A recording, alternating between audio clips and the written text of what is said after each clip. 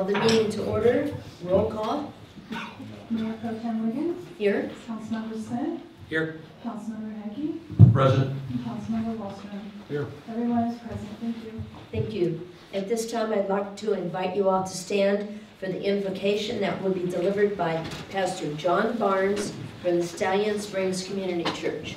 Before I start, I've been in the city for 2 years, from Haiti, the country Haiti, originally from Texas, and I enjoy the city, and you guys do an amazing job. So thank you for your work here. Let's pray. God, I thank you for tonight. Thank you for these men and women of this amazing city we live in. May the time they spend in service and away from their families be redeemed and multiplied in time with their own families. God, I pray for courage and boldness as David had when he faced the giant. God, I also pray not for uniformity, but unity. May the diversity and the gifting of these leaders be used for the purpose of creating a town that has your best in the mind for its people. God, may they lead with a servant attitude, placing others before themselves. God, may we be quick to listen, slow to speak, and slow to become angry as we lead out in the areas you've called us to lead and serve.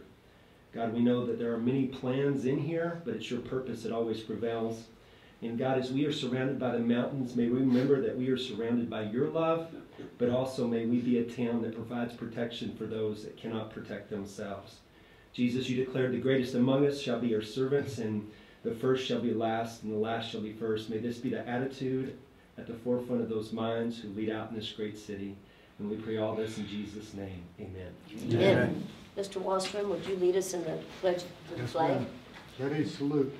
I pledge allegiance to the flag of the United States of America and to the republic for which it stands, one nation, under God, indivisible, with liberty and justice for all.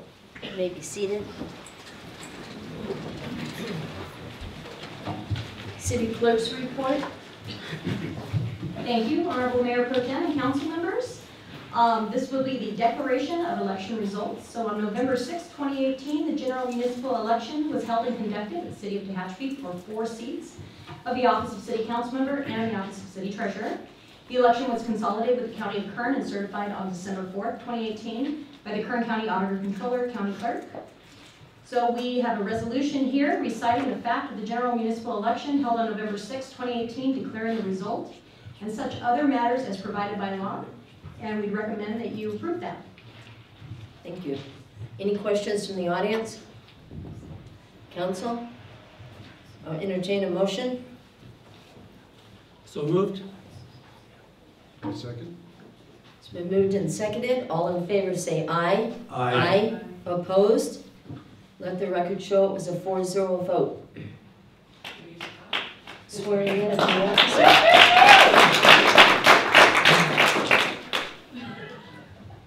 All right, at this time, if all newly elected council members and city treasurer would like to come to the front, our city clerk, Tori Marsh, will be presenting you with a certificate of election and giving you the oath of office. Okay.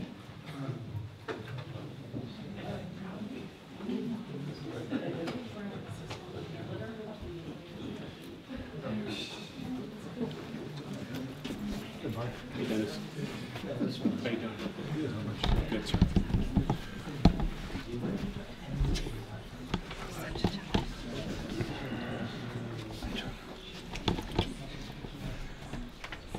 Okay, I'm just going to read an oath. I'm going to just say I, and I'm going to say all of your names, and then the statement, and then when I'm done, you just say, I do.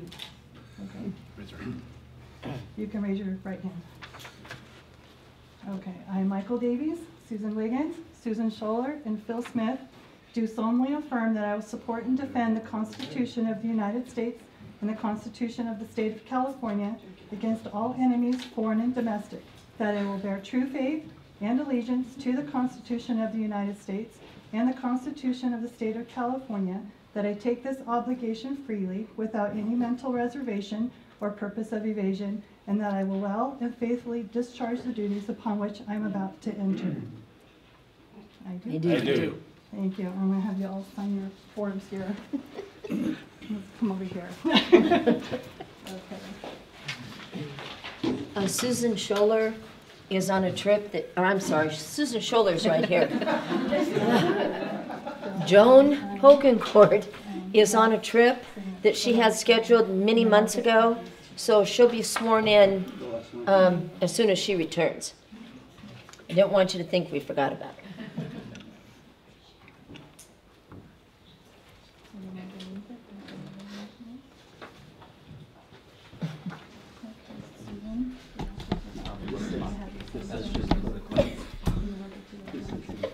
Oh, okay.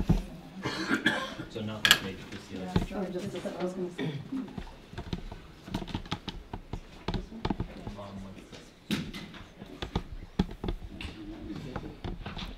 I'm gonna make copies, so I'll get copies to you. Okay. Yeah. Susan. This one here is on the bottom right. Then when we get copies of these, I'll get them all to you, okay? Thank you, Susan. And then, yep. Yep, I'll remember that.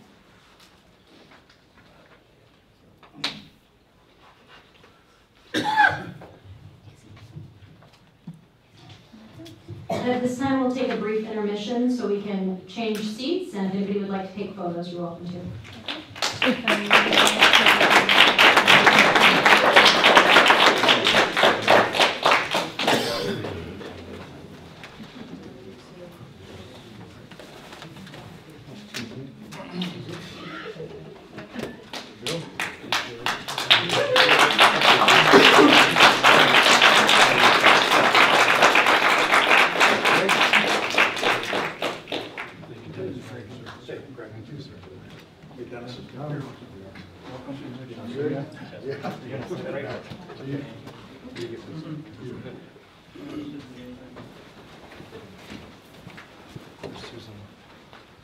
Congratulations.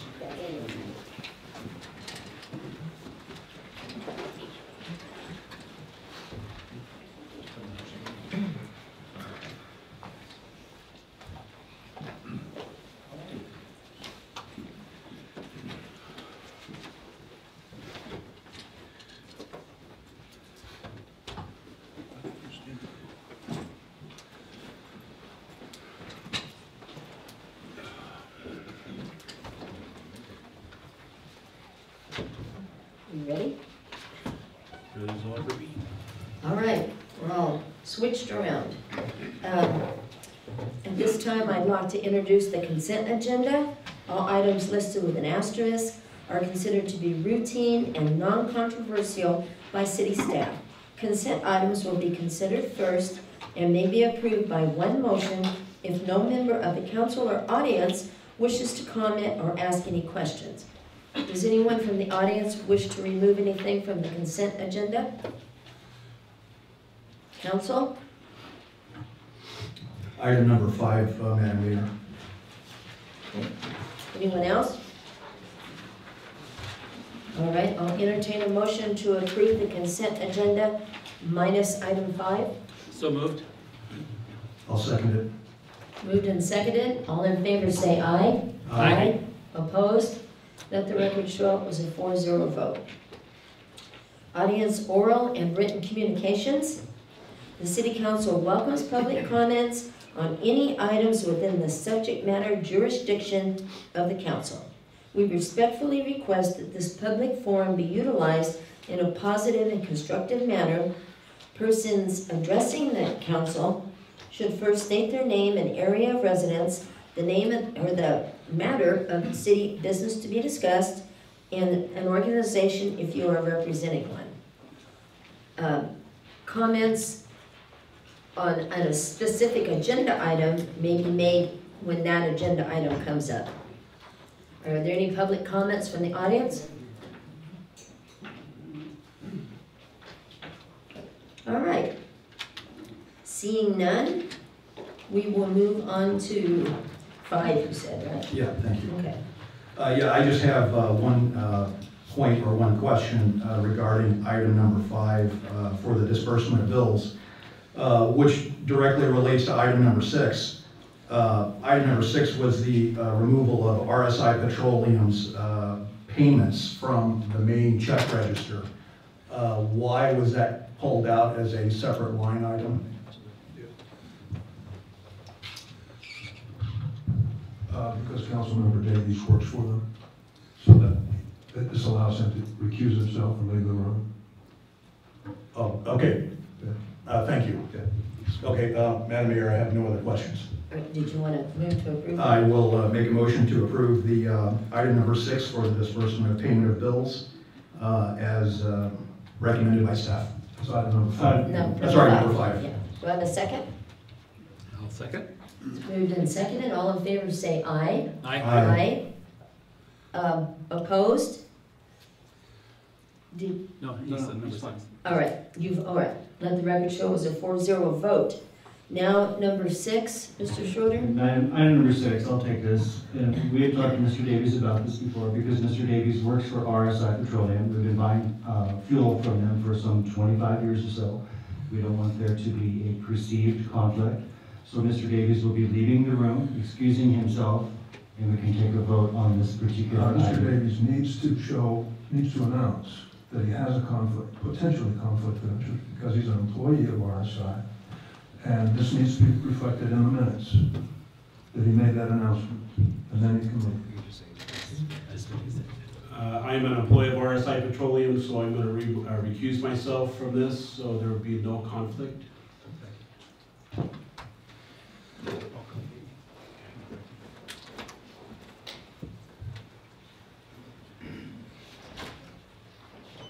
Okay. Entertain a motion to approve number 6. So moved. I'll second it. It's been moved and seconded. All in favor say aye. Aye. Aye. No? Let the record show it was a 3-0 vote. All right. And the record should show that Mr. Davies. And Mr. Davies had left the room and recused himself. All right. Airport Manager's Report. Honorable Mayor Pro Tem and council Excuse members. me. Oh, sorry. We're going to change. I was talking with Mr. Councilmember Hetke before the meeting. When the EA, the environmental assessment, was reviewed, comments were made, and by the Hangar Owners Association, they made comments to the effect that Councilmember Hetke's business would be more injured or more potentially injured by this project than other hangar owners. So I requested, when I saw that, and I saw that because there was a request for records from the newspaper, and I had to go through those.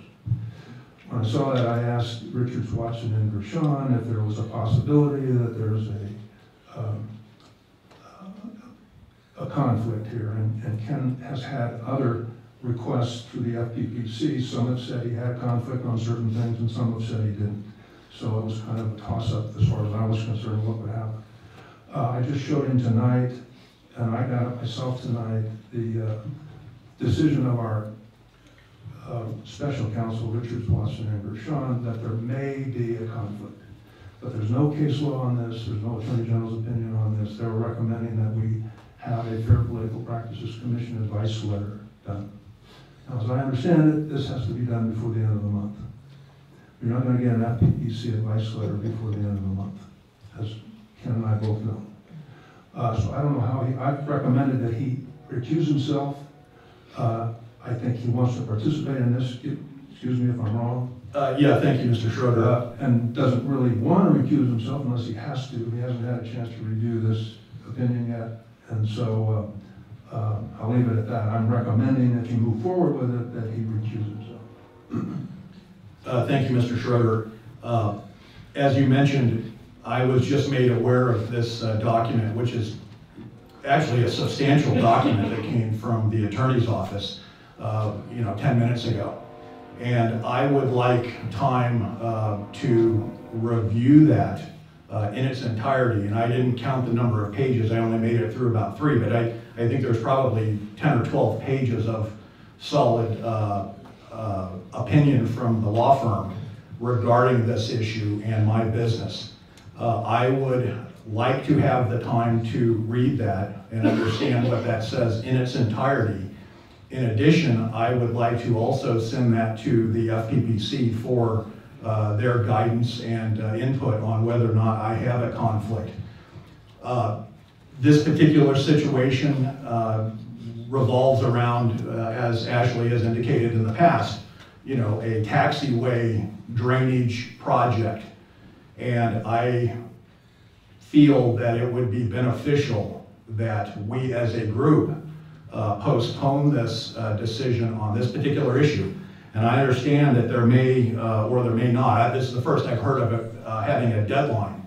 But you know, if this document is the driving document that will basically be the premise for the application to the FAA, I think we need to have a full understanding of whether or not I have a conflict and can participate going forward. So it is my request tonight that we table this until we can get a response back from the FPPC. Full understanding, and I agree with Mr. Schroeder, they do take a considerable amount of time. However, I think between you and I and the information that you've got from the law firm on top of what I can contribute to you, we can basically request, and they may or may not accept it, an expedite on this particular opinion. Actually, correct me if I'm wrong, the FAA had the environmental for 2+ years on this. Correct. And so they have been stalling, for the lack of a better word. And so we just a week and a half ago, found out about this deadline, end of the year, end of this calendar year, which is only a week away.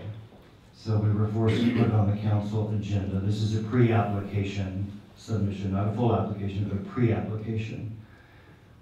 Ashley and I talked about petitioning the FAA on whether or not we could seek an extension. They haven't got back to us on that at this point because we saw this on the horizon. We sought legal advice immediately. Tom spoke with Richard Watson Gershon about this. And so it's all just coming together really quick. We can table this tonight, but I want to make sure that everybody understands the threat. If we table it tonight and we don't get back together by the end of the year and do as the FAA has required us to do at this point, we may run the risk of losing the funding for the project and may run the risk of required to pay back what has been spent so far with the FAA, correct? Correct. Okay. How much money is that at this point? Do we have any clue? A couple $100,000? Yes, at least a couple $100,000. So we certainly don't want to be paying back the FAA for something that was never built. These are situations where sometimes city council members, there is a conflict. The FPPC is not going to expedite anything. It'll be at least 60 days before we get anything back from them, which is well into next year. Yeah, Mr. Garrett, I'm not sure that I agree with that. I do agree that they do take, in some cases, a long period of time. We've also got preliminary responses back from them in very short order. In this particular case, I think we need to do it. I mean, as an example in this document also, and I will not go into too much detail, but the document that was reviewed indicated that, you know, the hospital wasn't even built. So that is how outdated the document is that we were working from. Not.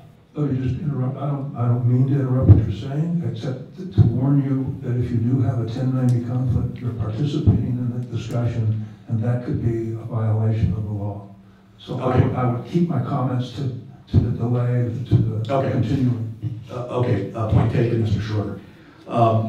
I request that we allow a delay in this particular process until, again, I can read that document in its entirety. Mr. Schroeder and I can get together. We can form a request to the FPPC in Sacramento, and we can get a formal response back. The only response I've seen that came in less than 60 days was the one that you had with STS, because they said there was no real. Oh, and there was also one with Mr. Digley, because they just sent it right back. The others take at least 60 days. Now, if it's just a Political Reform Act issue, which this one isn't, It usually takes 3 weeks, but this will take 2 months. Well, even the law firm stated in the few pages that I read, it was unclear to them whether or not there would be a full conflict. So the little bit that I did read, begs to have that position furthered, so we all understand that. When the law firm comes back and says what they said, it leaves me with very little option other than requesting that this body, go for an extension. We go right back to the FAA, and you explain that situation, the request for the delay, and the fact that we have got to get input from an outside entity. We can do that, but we cannot make a promise that as we all know, the FAA works in mysterious ways. And we cannot speak for them. And we have 1 week. And we can certainly ask tomorrow morning, first thing. And if we can seek that, then we can call a special meeting. But I cannot guarantee you that they're going to say yes or no. Well, and the other option would be, Ken, you and I briefly talked about this. You just recuse yourself on this particular pre-application and not set a precedent for any other, there'll be other issues coming. If the pre-application is approved, then there's a whole bunch of stuff.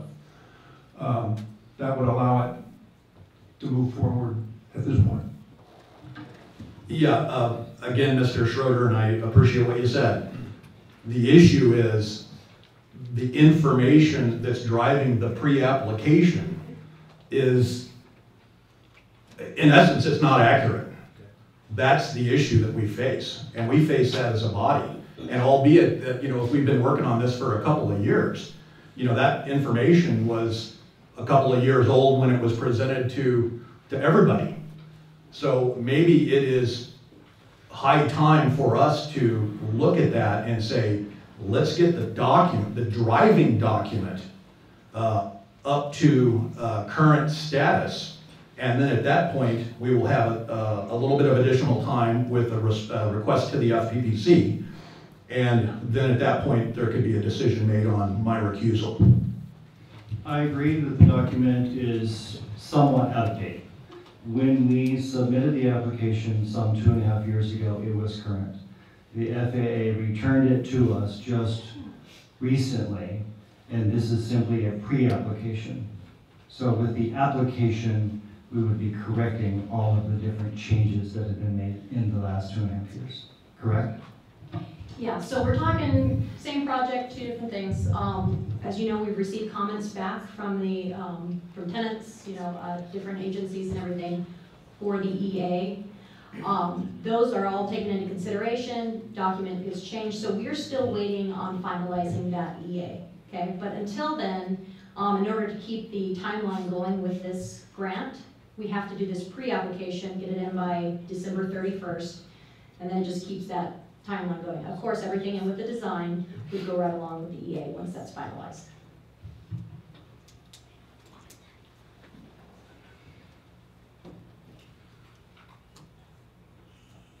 Did you want to make a motion that we table it? I would like to make that I'll make a motion. comment for you. Okay, sorry. I believe that we're talking about $200,000, correct? That we potentially may have to pull from the airport fund and pay back to the FAA, correct? Roundabout for the EA. Correct. If we cannot satisfy your requirements within this week, would you be able to have us have a special meeting to move forward with a pre-application and you abstain? So that we, because you were putting in jeopardy for a technicality, for a hearing that's not changing the ability to make your concerns known, because this is a pre-application. So you're putting in jeopardy the airport fund of the city for the tune of $200,000 if we don't make a deadline. But I think that we could still move forward tonight if you would abstain, and you could still get your concerns in the final document, because this is a preliminary document. And there is room and time for changes after after this, correct? Well, to make clear, this is the design phase. So what you were referring to was the EA. That's separate from this. We're not approving the EA with this. However, the EA is what drives the accuracy of the application. I mean, the environmental assessment is what we all use and what we all read on all the projects associated with anything done in the city to determine whether or not they're accurate. So those inaccuracies, I feel, demand for this body to make a decision that they be corrected or brought up to date, and that, you know, I like Mr. Smith's idea. Absolutely, if we needed to call a special meeting after such point in time that Mr. Schroeder and I have some time, you know, staff can go back to the FAA and see whether or not there's the ability to go ahead and delay this based on some issues that we have as a body. Mr. Schroeder and I can put together a request to the FPPC and we can see what happens. If all of this comes together, we can make a determination on, you know, yay or nay at that point. And I do agree with Mr. Smith that I think it's a good alternative. All right, I just want Plan B in the mix here. My Plan B requirement would be, are the other two council members available within the next week? Should we need a special meeting just to hear this item and to approve it if Mr. Hetke is not available to participate? Would you be here? I have to leave Friday evening, and I can be back Monday. I have to be in Vegas for a surgery for my daughter. All right, so we need to be cognizant of your deadline. I'm available of Mr. or Councilmember Davies' deadline and Councilmember Hetke's deadline. So that if we have to have a special meeting between now and the end of the year, it's the 31st is the deadline? Correct. All right, I think we can manage this.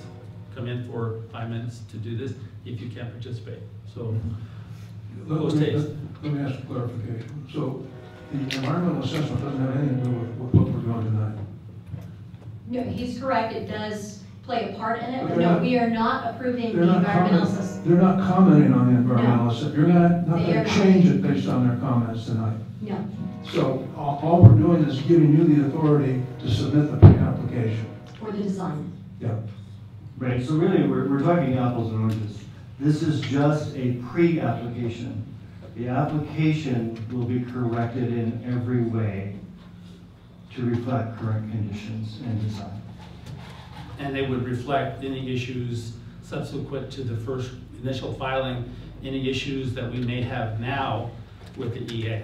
And so there's no difference in taking a vote tonight, tomorrow, or next week, is my point.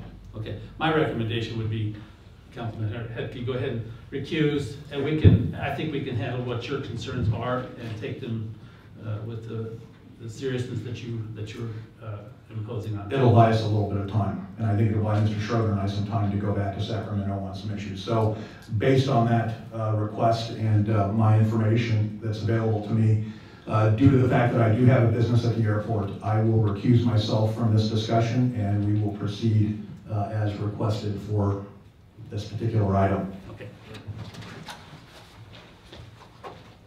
Thank you. Yep.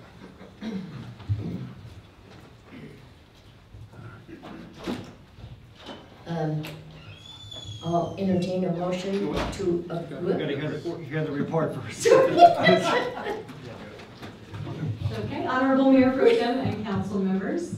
As you all are aware, staff has been working with Tehachapi Engineering and the FAA on the airport's taxiway relocation project. The project consists of the relocation and reconstruction of the main parallel taxiway, Taxiway Alpha, to meet current FAA standards. In short, current standards for the airport. For an airport our size, recommend the center to center spacing of 150 feet between the runway and parallel taxiway. Our current alignment is approximately 28 feet short of that.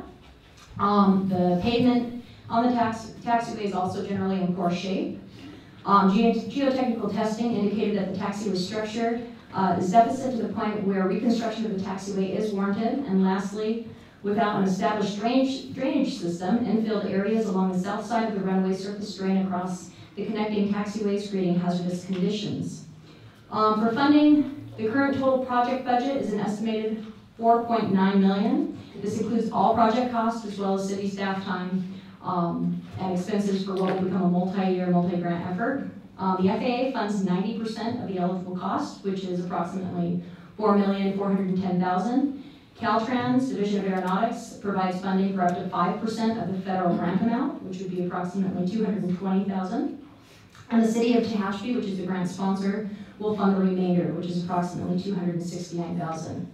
No obligation money is needed at this time beyond what has been budgeted for the design portion.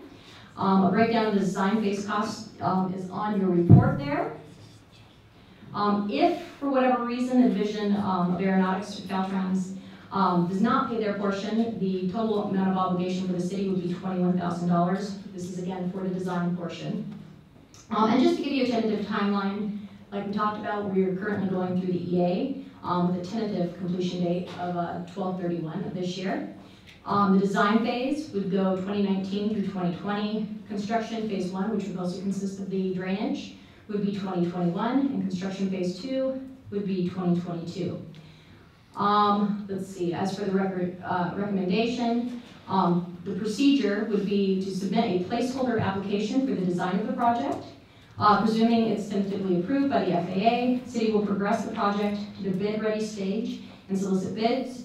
Once bids are received and presuming they fall within the allocated budget, staff will return to Council to request a formal resolution supporting the project, and that will be followed by a full application to the FAA. So we recommend that you authorize staff to finalize and submit the placeholder application for the proposed taxiway A relocation project.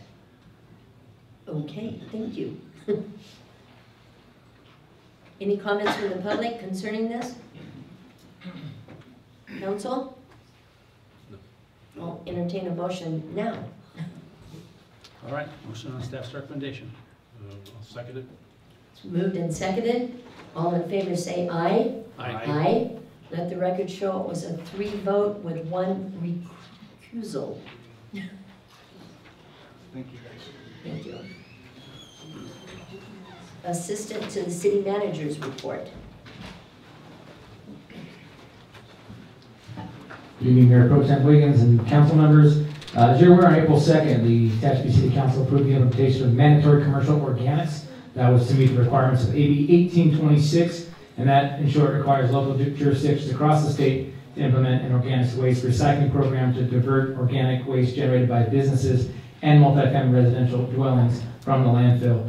This refers to food waste, green waste, landscaping, pruning waste, non-hazardous wood waste, food soap, paper, and so on. So we implemented that program back over the summer. It went into effect through our partners with Waste Management in August.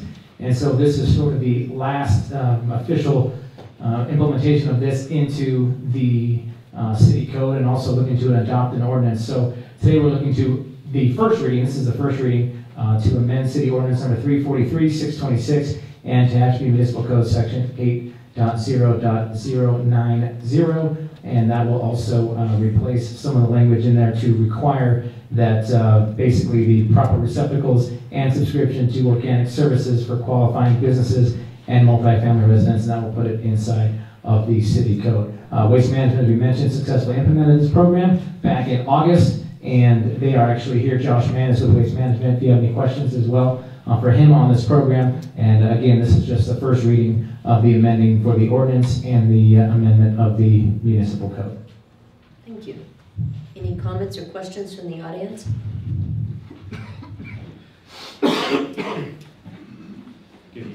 Good evening. Clint Davies, Carroll Way. Some of you might know me. We're talking about multifamily residences. I did some work for a landscaping company back in September. One thing I've noticed with these apartment complexes, especially like on Valley Boulevard, is there's trash everywhere. And I've lived in apartments before, and frequently what happens, these dumpsters get full, and then people put boxes of trash outside, the crows come.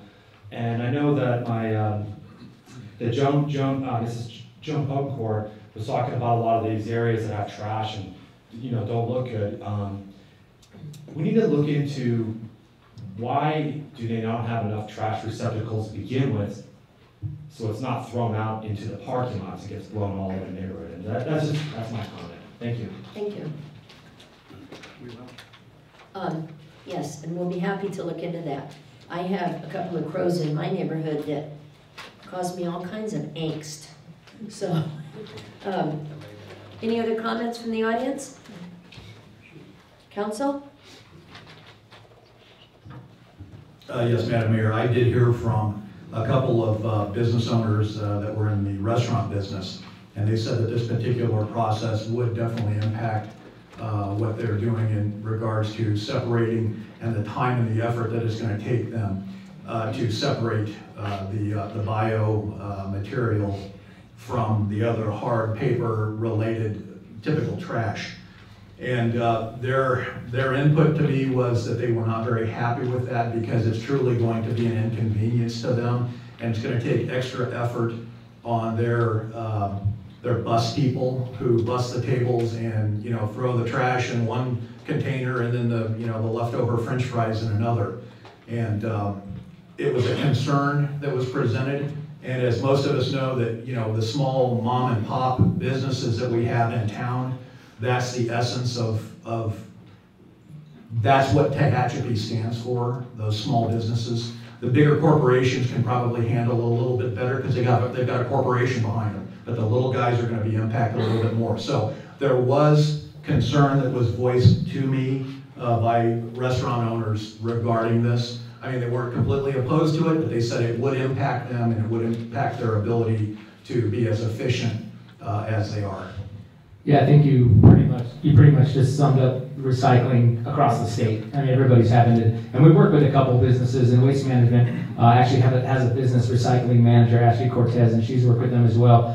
Actually, we saw a lot of folks were almost going above and beyond, and I had to go to them and say, this is great, but you don't have enough room for all this stuff you're diverting. So it's definitely more work, and that's every program, and this is all coming down through the state and through Cal Recycle, and we're required as a municipality to have this program. So I think our partners at Waste Management have done a nice job sort of helping ease the pain, because it is one more bin, it's one more separate trash can. It's all back of the house stuff right now, but if you go different areas of the state, you'll find front of the house where there's one for trash, one for recyclables, one for stuff that go into compost. There's like 4 trash bins to choose from for you, the customer. So it's something that we continue to work with businesses as they have questions. And if there are any specifically that you have that you would like us to send, Waste Management out, or myself have done a few visits as well, we'd be happy to talk with them, because most of them have embraced it almost too much, and we've had to figure a way to let them make sure that they can fit within the receptacle that they have. So it's just one of the state mandated things. We're working through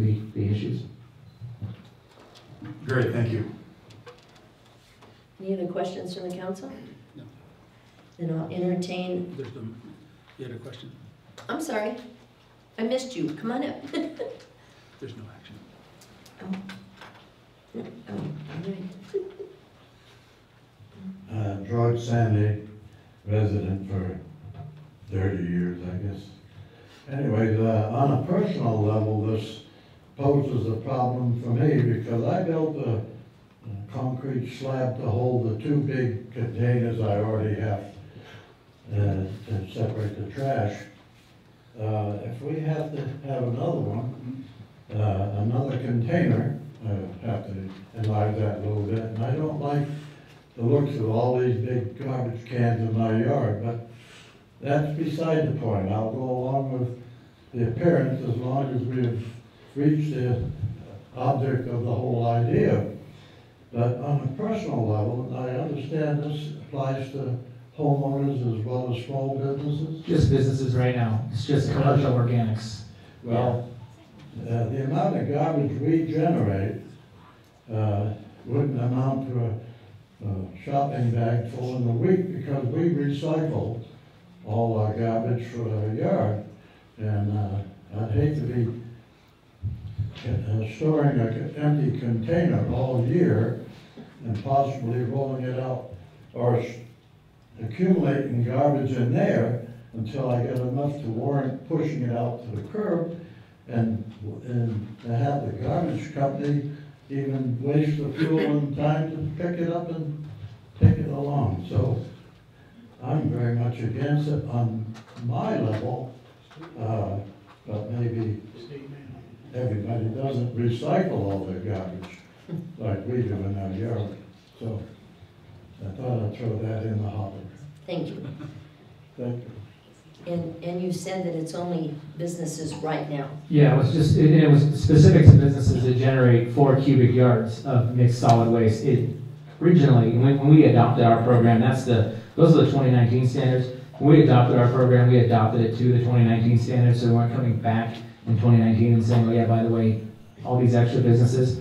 So it is just for the businesses that generate 4 cubic yards. Now previously, it was for people who generated X amount of organics, but they weren't seeing the high enough diversion numbers of the state to satisfy what they wanted, so they changed it in 2019 to anyone over 4 cubic yards. So that's most large, some small to medium businesses, especially restaurants, because they do generate that much just essentially trash, and that's when they realize that you can qualify for organics. We have businesses that don't generate organic waste at all, really as we think of it, but they do generate over 4 cubic yards of mixed solid waste. So what they're doing is they're doing things like putting employee hand wash sink towels, your paper towels, because that's food sold paper, and that can be recycled and organic, so they're doing that. But there are businesses that don't generate a lot of organic waste, but because of the standard says this is how much trash you generate, so this is therefore you're required to you have to go to this program. So again, not totally perfect, but that's really the mandate from the state. So what we're doing tonight was just the first reading of this proposed change to our ordinance and our municipal code to update it to require those receptacles for the code. Thank you. And because it's the first reading, there's no action needed. Yeah, I'm going to introduce it with a motion. You introduce it with a motion. Okay. I'll entertain a motion to introduce it. Well, Make the motion to introduce. I'll make the motion to introduce it. Okay. And I'll second. Moved and seconded. All in favor say aye. Aye. Aye. Opposed? Let the record show it was a 4-0 vote. Development Services Director reports. Mayor Pro Tem and council members, the only item I have for you tonight is the Americans with Disabilities Act Self-Evaluation and Transition Plan adoption. So as you will recall, about a month ago, I came to you all and introduced to you our transition plan. It's a hefty little piece of paper that basically evaluates all the city's facilities and handicap ramps around town for compliance with the Americans with Disabilities Act. I also introduced the topic to you, which is the requirement from the federal government that agencies, all municipalities, have a transition plan in place that will map out our deficiencies in our road towards correcting all of those deficiencies. So the point of the last meeting was to introduce that document to you, receive comments from the public, and then sort of open to the public an opportunity to let them know that they can come let us know if there's any issues with that. In that meeting, Councilmember Hettke brought up 2 items. One was the airport bathroom on the west end of the airport that was not included in the report. That is now included on page 30, so we appreciate that catch. We caught it and added it to the report. The other item was the men's and women's restrooms at the depot. That is included in the report. That was the first time. That's on page 68 if you're interested in looking it up. So with that, those effectively being, I received no other comments in the month intervening time, and this is a living document anyways. It doesn't, there is a complaint process in place if you're disabled and you feel like you have a barrier to mobility in town or to accessing business, city properties for, then there is a process by which you can contact us and we can attempt to correct that item. And so in a sense, this document will live on probably for many years as we slowly address the items off the list, and we also adjust it if we find future items. So with that as background, we have completed, in my opinion, this transition plan. And so my recommendation, therefore, is that you adopt and approve the final ADA self-evaluation and transition plan. And I'm happy to answer any questions you might have. Any questions from the audience concerning this? Council? Yes, Madam Mayor, I have a comment. Thank you, Mr. Schlosser, for having that one particular item added in. That I think is that's a good thing to have that information accurate. I took the privilege of going ahead and adding up all of those matrix numbers, and I think it's important for the community to understand to do what this agency, being the consulting agency that we hired, to do what they have suggested that we do on a schedule that may either be immediate or over a period of time. That's going to cost our community, based on their estimated numbers, roughly it's added up per their numbers, it's $334,375.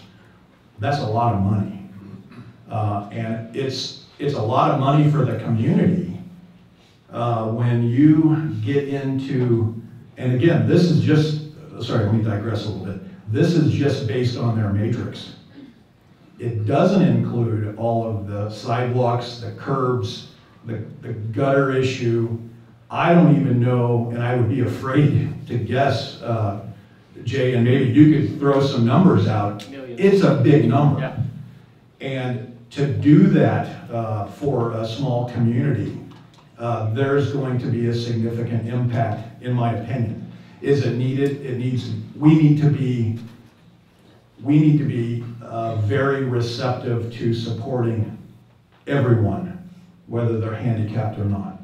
And this is a mechanism that gets us to that point. It's a lot of money.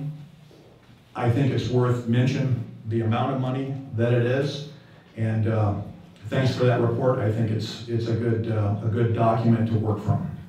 And that's really, it's a working document for us. Let me give you a real world example to calm your fears, because I think they're legitimate. I have the same sticker shock moment. But for instance, we're working on the new sidewalks that are proposed on Cherry Lane between Elm and Tucker, that grant that we have that we're hoping to go to construction next year on. And the handicap ramps at Elm right now and Cherry are in this report. So I flipped open the report to see what it said and versus what we're actually going to build in terms of what the engineers came up with. It proposed $5,000 or $6,000 worth of improvements to that area. The consultant used some sort of blanket numbers, because part of the obligation of the law is that they cost estimate these improvements, but sometimes they can be unrealistic too. The law is highly complex, and I don't really want to open a huge discussion here. I'd be happy to talk to any of you or the public if they want to know some of the details.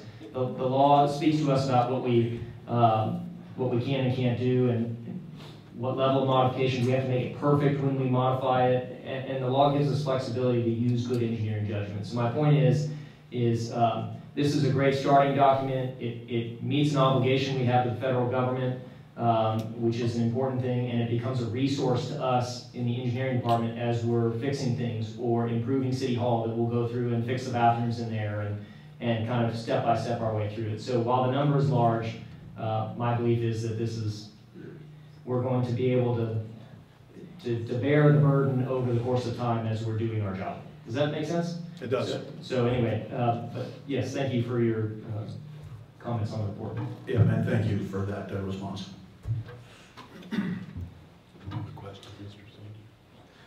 Yes, this is going to be done over many years, and I assume we're going to be able to use grant funding as an opportunity to fund a lot of these improvements over time. Which we are very good at getting grants, and I think this is a good opportunity to always be having this in mind, and this is our template for doing that, to include it. So the laws really speak to the priority being to remove real hurdles.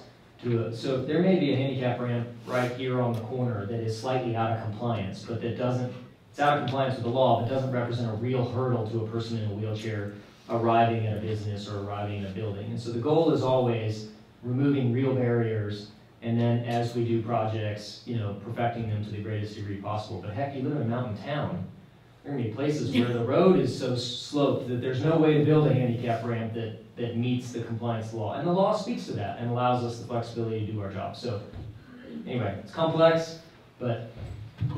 And at the same time, when you're out and about and you see someone in a wheelchair, you say, you know what, we're taking care of them too. Yeah. So it's good for everyone. Mr. Davies, did you have a question? No, Mr. Sandy did. Oh, Sorry. I'm sorry. You gotta hold it higher, I'm short. Come on, yes, sir.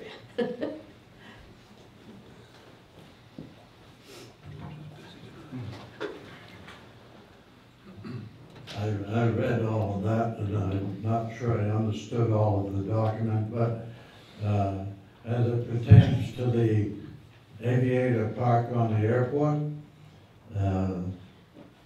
I can see the cost can escalate quite rapidly there with the elevations in that terrain.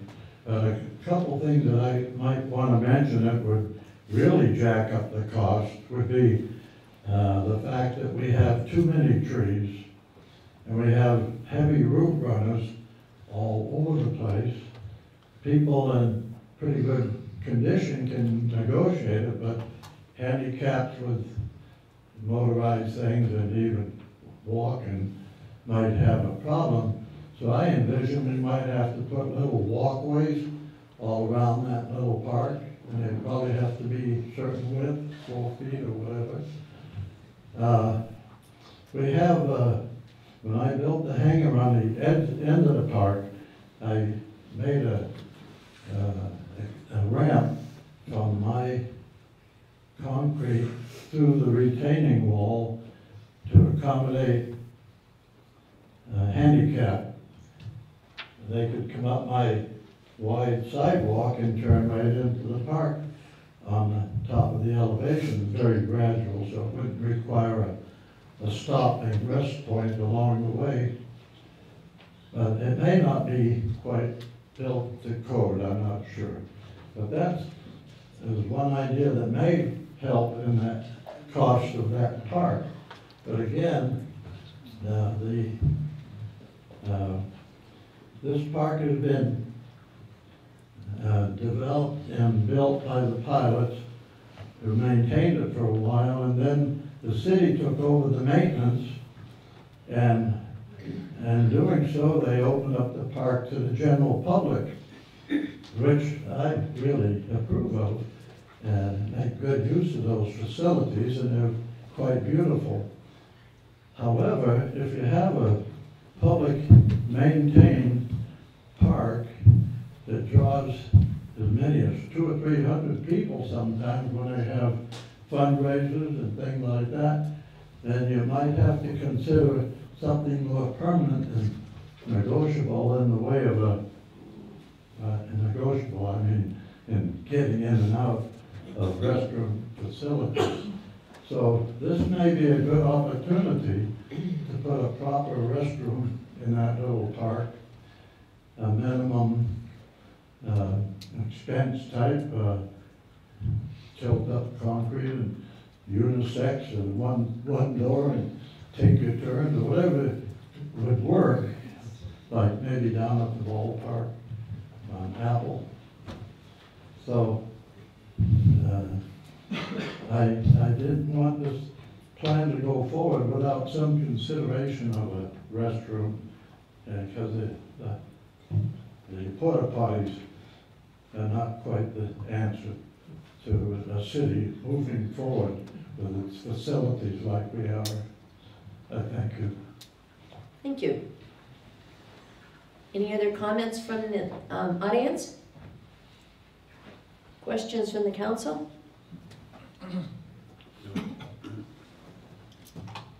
No? If not, I will entertain a motion to adopt and approve the final ADA self-evaluation and transition plan. I'll second it. I'll make the motion. Oh, sorry. And I'll vote yes. It's okay. All in favor? Aye. Aye. Aye. Opposed? Let the record show it was a 4-0 vote. All right. Now, I just lost my agenda. That's a good job. Council member reports. Want to start with you, Mr. Davies? I have nothing. Okay. Bill? I'm good this evening. Thank you. I'm good this evening also, Madam Mayor. Well, I hate to spoil it, but I want to give a commendation to our city staff, our public works, police department, everyone that we have employed, because we went 2 years without any kind of a lost time accident. Wow. And yeah. And that not only sounds good, but it really helps our workers' comp rate go down considerably. So I want to thank all of our department heads and the city manager. I think it's a great thing. Thank you, Mayor Pro Tem Wiggins. I'm glad you brought that up, and thank you for that. So it did not happen by accident. We have amazing employees that are very aware of their surroundings. We've implemented a training program some 2.5 years ago, 3 years ago. Tyler Napier, actually, is our safety officer for the city of Tehachapi. We have a safety committee. They meet regularly. They've identified hazards. We've corrected those hazards, and we're working diligently towards the goal of safety is #1. So thank you for the acknowledgement. And it is 2 years in a row is quite epic. Last year was the first year in the city's history, and this is the second year, and did not happen by accident. It's because we have amazing, safe employees. Thank you. Any other comments? Yes, Madam Mayor Pro Tem Wiggins, I would like at this time to just tell Mr. Wallstrom, thank you for all your service for all these years. I appreciate you for what you've done for the city and your service to working for the city and your last 4 years on city council. I'd like to thank you for that.